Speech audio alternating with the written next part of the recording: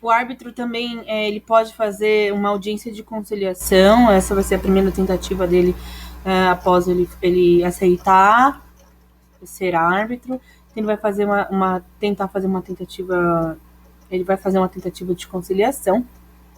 E não é uma faculdade do árbitro, mas é uma obrigação imposta em lei, porque ele tem que ter em mente o desejo de tentar solucionar o conflito de interesses. Se as partes chegarem num acordo, se elas transigirem, os termos do acordo serão consignados em sentença homologatória, vão constituir um título executivo judicial, que muitas pessoas confundem, pensar que a questão da arbitragem, por não envolver o judiciário, é extrajudicial. Não, está errado. Ela é revestida-se de caráter de título executivo judicial. Agora vamos entrar no que é a arbitragem. A arbitragem, ele é um meio privado de solução extrajudicial de conflitos, mas não é porque ela é extrajudicial que ela não tem, aí que as pessoas confundem, ela tem natureza de título judicial, título executivo judicial. Então, ela é um meio privado de solução extrajudicial de conflitos relativos a direitos patrimoniais disponíveis. As partes vão escolher um ou mais especialistas na matéria para decidir as pendências. Essa pendência, esse conflito, essa controvérsia, ela é decidida por um terceiro, que é denominado, então, árbitro. Eles devem ser imparciais. Então, este conflito, essa controvérsia, não é decidida pelo Poder Judiciário. Como dito acima, as partes, elas devem ser, a questão da arbitrabilidade, elas devem contratar e submeter à arbitragem, mas elas devem ser capazes, e somente assim elas poderão se valer da arbitragem para resolver litígios relativos a direitos patrimoniais disponíveis. No que tange à arbitrabilidade, ela deve ser vista de dois ângulos: o subjetivo, ratione persona, relativo a quem pode participar da arbitragem, que nós já sabemos que a pessoa física ou jurídica capaz, segundo a legislação civil. E o caráter também, o ângulo objetivo, ratione matéria, que é a matéria que pode ser objeto da arbitragem, sempre tendo em mente que são direitos patrimoniais disponíveis.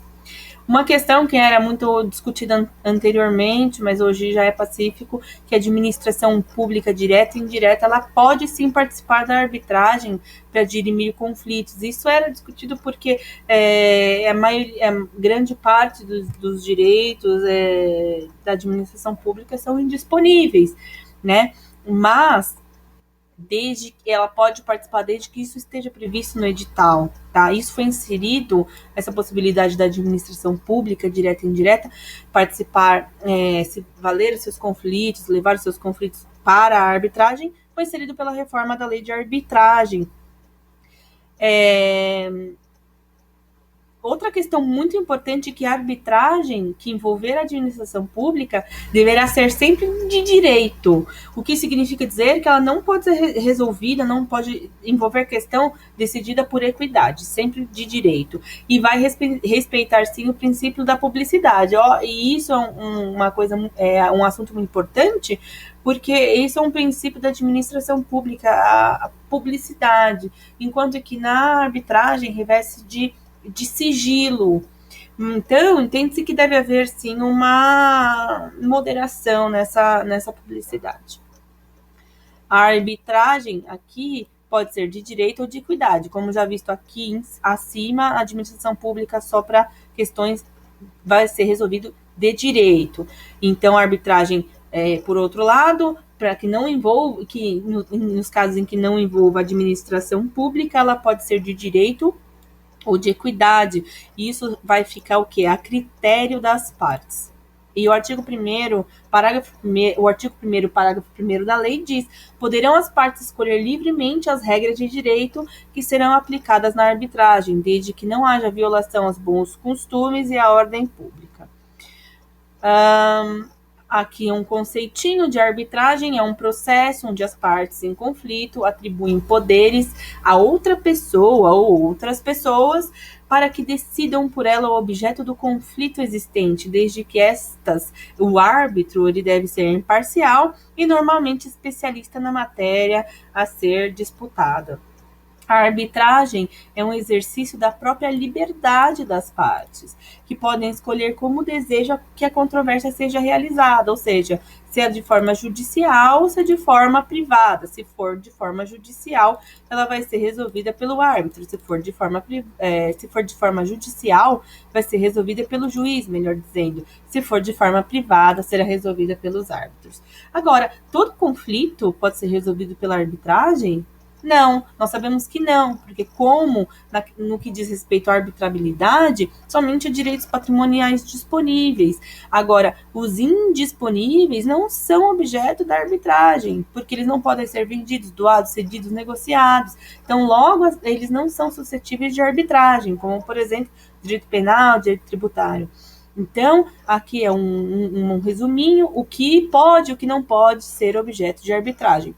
Quaisquer disputas envolvendo direitos patrimoniais disponíveis podem ser objeto de arbitragem, assim questões societárias, empresariais, comerciais, partilha de bens e direitos envolvendo partes maiores e capazes. Disputas imobiliárias, condominiais entre vizinhos podem ser submetidas, sim, ao procedimento arbitral.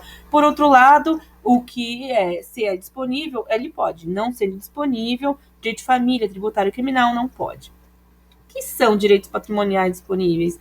Eles são entendidos como um bem inerente ao patrimônio de alguém, que possa ser alienado ou apropriado. Portanto, pode haver a livre disposição desses bens pelas partes. A sentença arbitral é um título executivo judicial, isso aqui é importante. Tal qual como a sentença proferida pelo juiz estatal, podendo ser executada judicialmente em caso de resistência da parte vencida a cumpri-la espontaneamente. Então, aqui são alguns aspectos controversos que envolvem a questão da arbitragem. A arbitragem, primeiramente, em litígios trabalhistas. Isso porque é possível a arbitragem em litígios trabalhistas ou não? A Constituição Federal, ela tem uma expressa autorização dizendo que ela é possível sim em litígios trabalhistas coletivos. Então, essa é a posição predominante, que há a possibilidade sim. Porém, conclui-se pela impossibilidade da arbitragem relativa ao direito individual de trabalho. Vejamos. Há defensores no TST acerca da possibilidade de arbitragem relativa nos contratos de trabalho, especialmente é aí que entra essa sua possibilidade após a sua extinção, né, do contrato de trabalho, porque agora, nesse momento, vai ser discutido apenas repercussões patrimoniais do vínculo de emprego e não há desequilíbrio contratual entre as partes. A principal discussão nesse aspecto do direito do trabalho não diz respeito à arbitrabilidade, mas sim à efetiva liberdade do trabalhador ao consentir um juízo arbitral. Então, afirma-se que nessa relação com o empregador, o trabalhador é a parte vulnerável, hipossuficiente, o que vicia essa manifestação de vontade. Embora esse aspecto escape à análise da arbitrabilidade, ela trata-se sim de uma questão relevante a ser aferida em cada situação concreta, ou seja, a questão da vulnerabilidade desse trabalhador. Os comentários da jurisprudência mencionam um julgado em que se reconheceu a plena liberdade do trabalhador, do empregado em alta sofisticação na escolha da arbitragem. Então, ele é hipossuficiente ou não? Depende de caso a caso. Com relação aos conflitos individuais trabalhistas, só para fechar aqui esse entendimento, costuma-se afirmar que não cabe a arbitragem, em razão da irrenunciabilidade dos direitos trabalhistas. Mas, embora esses direitos sejam realmente irrenunciáveis, nada impede que depois de adquiridos esses direitos, havendo um conflito, as partes podem formar sim um compromisso arbitral, porque os direitos patrimoniais são suscetíveis de transação. Agora, a arbitragem em questões envolvendo litígios de consumo, o parágrafo 2º da Lei de Arbitragem estabelece que nos contratos de adesão, A cláusula compromissória só terá eficácia se o aderente tomar iniciativa de instituir a arbitragem ou concordar expressamente com essa sua instituição. Então, são 2 requisitos. Ele deve, então, tomar iniciativa ou concordar expressamente. Então, dessa forma, continua possível iniciar a arbitragem, sim, em relação à relação de consumo por via de compromisso arbitral, uma vez que o compromisso arbitral, ela é feita quando já existe um litígio. No direito do consumidor, discute-se a validade de adesão do consumidor ao contratos que contenham cláusulas de arbitragem. Com relação à reforma da lei de arbitragem, admite-se a cláusula compromissória, ou seja, a convenção de arbitragem realizada antes do surgimento de um litígio, mas a sua eficácia em contratos de adesão só vai se concretizar efetivamente com aqueles 2 requisitos que nós vimos acima. Se o aderente iniciar uma arbitragem e se o instrumento contratual preencher certos requisitos de forma. O artigo 51 do Código de Defesa do Consumidor proíbe a inclusão de cláusula contratual que determine a utilização compulsória, essa palavrinha aqui é importante, compulsória de arbitragem. Então, a natureza da relação de consumo atrai a incidência da aplicação, do artigo 51 do Código de Defesa do Consumidor, que diz que só terá eficácia a cláusula compromissória se o consumidor instituir a arbitragem, então ela não vai ser, então, compulsória, porque é vedada nessa cláusula no CDC, essa compulsoriedade. Havendo contrato de adesão, sem relação de consumo, é pacífico a jurisprudência entender, sim, pode dar eficácia à cláusula arbitral. A arbitragem em litígios falimentares é um outro campo de discussão sobre a arbitrabilidade, porque a lei de falências prevê que após a decretação da quebra, o devedor perde o direito de administrar seus bens. Logo, essa perda desse poder de disposição implica na descaracterização da arbitrabilidade objetiva, sob qualquer ângulo. Então, após a quebra, não podem ser iniciadas novas arbitragens. Ok, então, mas e se já há uma arbitragem em curso? Então, o devedor, ele ainda tinha o poder de disposição, então os processos devem prosseguir até a decisão final líquida, da qual será levada à falência por habilitação. A arbitragem em litígios de direito de família ou sucessões, um campo em que a aplicação dos conceitos de arbitrabilidade é especialmente proveitosa no direito de família, diante da variedade de situações em que se está diante de direitos da personalidade, questões de estado da pessoa, outros direitos não patrimoniais ou indisponíveis. Mas, ao mesmo tempo, há diversas manifestações de direitos patrimoniais disponíveis, tanto autônomos como derivados, de direitos cujo núcleo não é objetivamente arbitrável.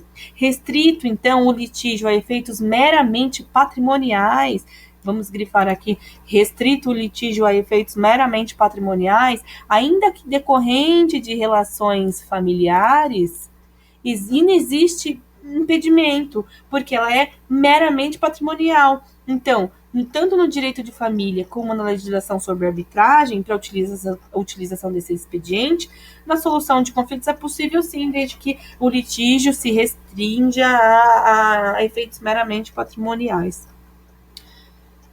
Qual a lei aplicável, então, numa arbitragem? As partes elas podem livremente escolher qual é a lei aplicável à arbitragem, desde que em comum acordo, óbvio.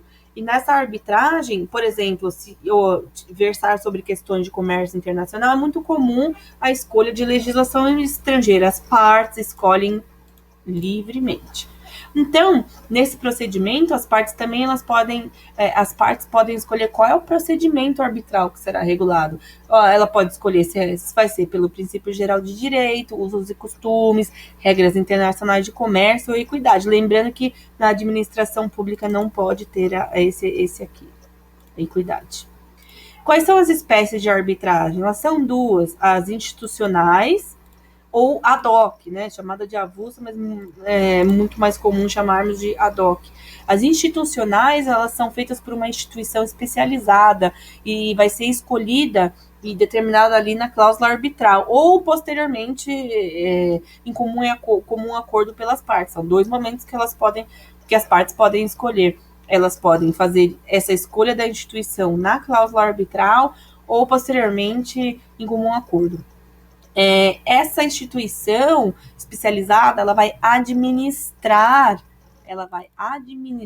o procedimento arbitral. As instituições, elas têm regulamento próprio, elas têm sobre as regras procedimentais aplicáveis, como, por exemplo, prazos para os atos processuais, normas para audiência, número e forma de nomeação dos árbitros, remuneração dos árbitros, custo de arbitragem, etc.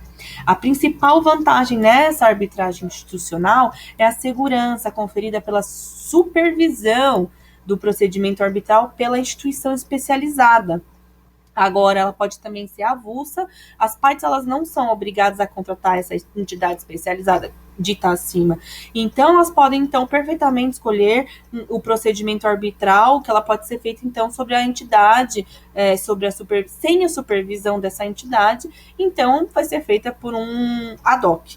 Essa arbitragem ad hoc, as partes estabelecem na cláusula arbitral ou em convenção posterior as regras procedimentais aplicáveis à arbitragem ou fazer menção a um conjunto de regras arbitrais para arbitragem ad hoc. Se houver lacuna no procedimento, cabe aos árbitros determinar o procedimento aplicável. Aqui são duas diferenças entre a arbitragem institucional e ad hoc. A institucional, as partes optam na cláusula arbitral ou num compromisso posterior que vão se submeter à arbitragem perante uma entidade especializada, que vai tratar dos aspectos formais, intimações, etc. E a ad hoc é uma arbitragem avulsa. As partes não se submetem a uma entidade especializada para administrar a arbitragem e tratam de todo o procedimento. A convenção de arbitragem, ela só é obrigatória se as partes assim convencionarem. A arbitragem é, por natureza, consensual. Desse modo, a convenção da arbitragem é a forma pela qual as partes, no exercício dessa autonomia privada, que fazem a sua opção pela jurisdição arbitral. Então, é um espaço de liberdade entre as partes para contratarem livremente, nos limites da lei. A convenção arbitral é o gênero na qual temos duas espécies. Uma é a cláusula compromissória e a outra é o compromisso arbitral. A regra geral é que os litígios sejam decididos pelo Poder Judiciário, porque ninguém é obrigado a ver seu conflito resolvido pela arbitragem, mas se não tiverem concordado previamente, expressamente. Então, se uma das partes não estiver de acordo com essa arbitragem, ela pode perfeitamente se recusar a participar desse procedimento e exigir que essa pendência, que esse litígio seja resolvido pelo Poder Judiciário. Os tipos de convenção de arbitragem, elas podem ser duas.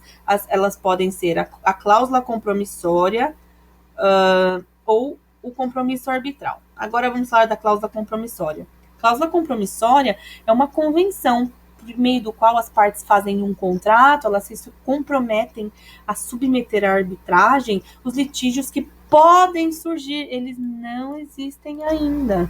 Deve ser estipulada por escrito, podendo ser inserta no próprio contrato ou em documento em separado a que ele se refira. A cláusula arbitral pode prever que a arbitragem seja conduzida de acordo com as regras procedimentais de alguma entidade, obviamente aquela institucional que nós vimos acima, especializada, ou estabelecer regras específicas para a condução da arbitragem, pode ser ad hoc, pode ser institucional. Então, essa cláusula compromissória, ela pode ser cheia, ela pode ser vazia.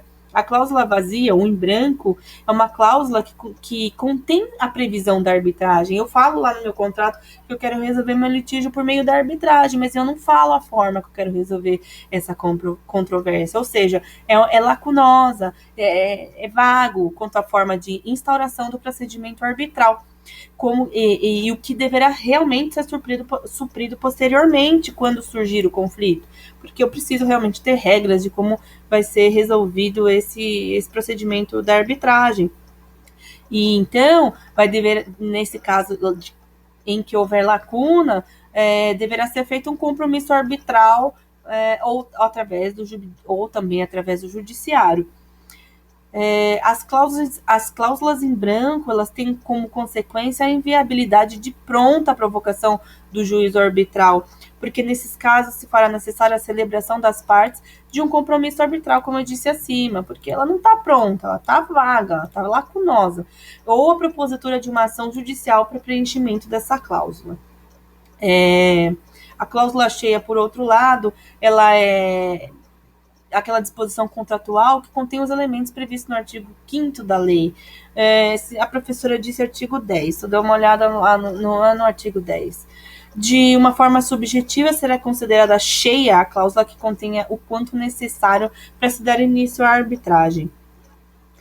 Aqui são alguns exemplos do que deve constar nessa cláusula cheia. O compromisso arbitral, ela surge do litígio por força do compromisso arbitral. As partes submetem um litígio existente à arbitragem. É um instrumento firmado pelas partes, por meio do qual, diante de um conflito manifesto, um conflito existente entre os envolvidos, faz a opção de direcionar ao juízo arbitral a jurisdição para solucionar essa questão. Agora, aqui um quadro simples com a diferença entre a cláusula compromissória e o compromisso arbitral. Ambos são espécies do gênero convenção de arbitragem.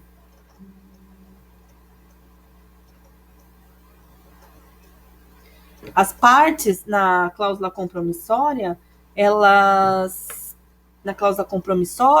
as partes convencionam que uma futura controvérsia ainda não surgida será decidida pela arbitragem.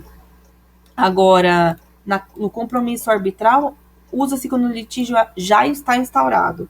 Na cláusula compromissória, é impossível a previsão na sede de cláusula compromissória da matéria, não há previsão da matéria que será objeto da arbitragem. Já no compromisso arbitral, um dos requisitos desse compromisso arbitral é justamente a matéria que será objeto. Um não delimita, outro delimita. Um não existe litígio, o outro já está instaurado.